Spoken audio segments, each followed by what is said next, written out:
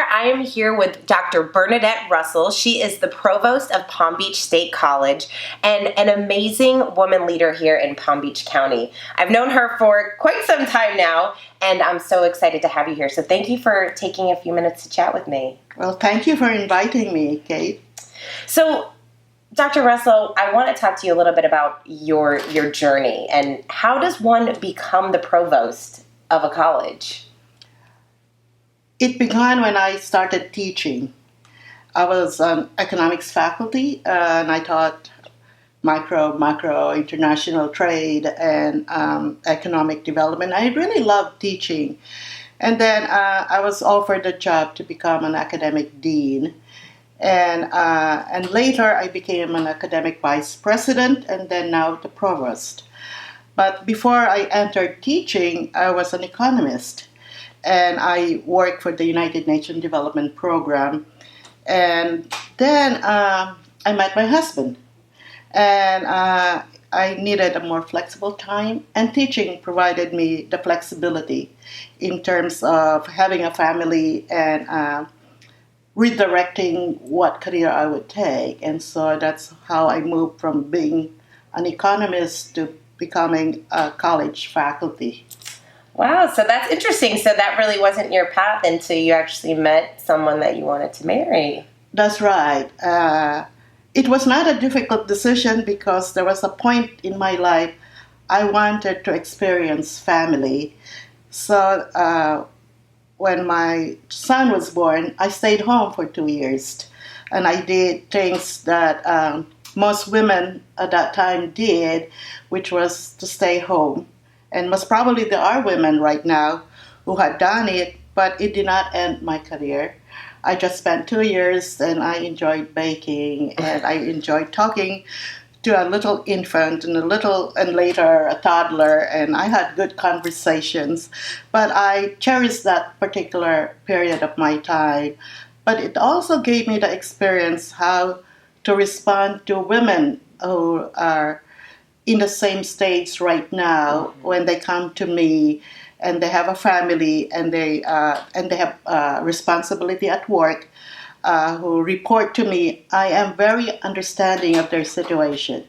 So I believe I have become a better administrator and an executive by having that experience because I could respond to women in different ways. Right. So let's talk a little bit about that because I think that in today's world, it is really challenging for a lot of women. They are dealing with a lot of different things, and the older that we get, the more responsibilities, whether they're having children, they have their wife, they're a husband, they're caretakers for their parents, and there's a lot to juggle. So how do you feel, what are some tips or different pieces of advice that you share to women that are really trying to find that balance and that kind of have-it-all mentality of being able to work and really be all things to all people in their lives? I'm glad you brought it up because one of the things I, keep on saying to everyone, including the men, because they also have the same responsibility now. They're involved in raising the family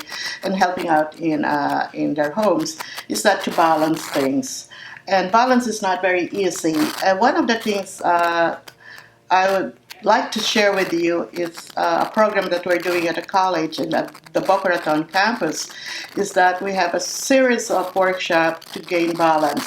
And one of the things that we'd like to present to people is the whole approach of mindfulness, how to get a segment of your time and be really mindful of, and focus on the things that are important at that moment, at that particular day. And it gives you an opportunity to kind of relax and prioritize what is important for that day. And I think, we are under a lot of pressure because there are so many things happening and they're happening quickly. Mm-hmm. And we have to respond to the kind of culture we have nowadays. Everything is so dynamic and so fast that it is important to find a moment of silence and be mindful what you need to do at that moment. And I would say to my staff, go to your office, close your door, and just have a few minutes of and then move on. It's not Do easy they for do us. that? Do they actually No, do that? but I do it once in a while, especially before a meeting. And I know it's going to be a difficult meeting.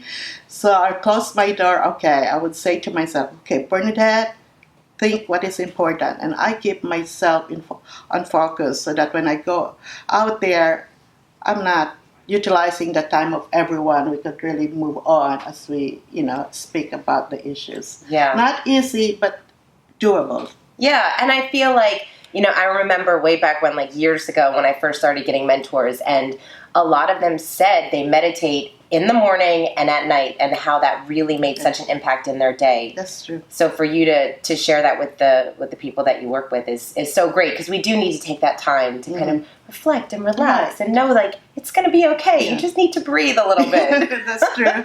Very true. Very true. So let's talk a little bit about leadership in Palm Beach County and the women leaders that have really stepped up to the plate and taking on more roles on boards and more CEO positions. What have you seen over the past few years as far as different women leaders stepping up? I have to say to you, I'm very proud of Boca Raton. There's so many women leaders of all ages. I've seen very young people really take leadership. And I've also seen people who have passed their 60s or 70s still in leadership position, and I'm also proud of them. So we have quite a range of women leaders here in different ways, in different areas. And one of the things I like about this area, this city, is that how we interact with each other, how we give to each other. Most of the women I have met are also giving. And they have a lot of talents, and they share the talents. I know there is competition all the time, but I don't feel the competition, but I feel the collaboration. Now, sitting on boards, and nowadays you still find a lot of the corporate boards are mainly men, and so you may be one of the three who have been selected to represent the other gender, and that's a privilege. If you find yourself on a board and there's only few of you who are women, but it is the time to shine too, because they expect that from you. They don't expect less from you. They expect actually the same type of involvement and intensity and demand, both intellectually and socially. But I think women actually excel because they give a lot more into it, because they also sometimes give their heart into it. Yeah. Oh, yes. Yeah, that is very true. So, and you guys do a lot of great programs for women and help them advance in their career. What advice would you give for women who, they really do want to step up the plate? They want to, whether they want to change their career or they just want to take on more leadership roles. What kind of advice would you give to women when they come to you? I'm a proponent of education. I really believe in education. We have young women at our campus who are student leaders.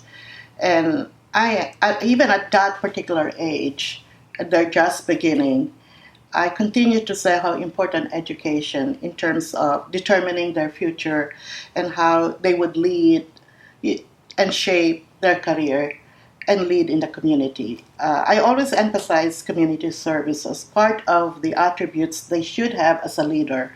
It's not only a career that you earn a living, but it is also a career where you give back to shape who you are and you shape your society where you live. And so education to me is very important, because education is not only getting a degree, but it is shaping your mind, shaping how you decide, and shaping also your contributions. And sometimes you need knowledge, and I believe in liberal arts education, so you could do critical thinking, so you make good decisions. And I also believe in understanding different disciplines, so you're able to apply your decision knowing the different disciplines that are important in making those decisions. So if you are in engineering, I still would like you to know a little more about the arts, or a little more into literature, so that when your contribution is really greater than the engineering aspect of it. Mm-hmm. So I believe in multidisciplinary approach, but with specialization. So I believe in education. Whatever age you are, you can always be educated. Absolutely. Yeah. And I love that idea, because I feel like sometimes I get really caught up in always reading about entrepreneurship and marketing, because that's what I do. Right. So now I try to expand my horizons and watch a TED Talk in something with like the medical field or something. And it just helps to kind of, there's a lot of really cool things going on out there in the completely different industries, and oftentimes it sparks an idea that I can actually apply in my own business, but from a completely different way that I never would have thought of before. I like what you said, because education doesn't mean to say you have to go to college again or go to a university.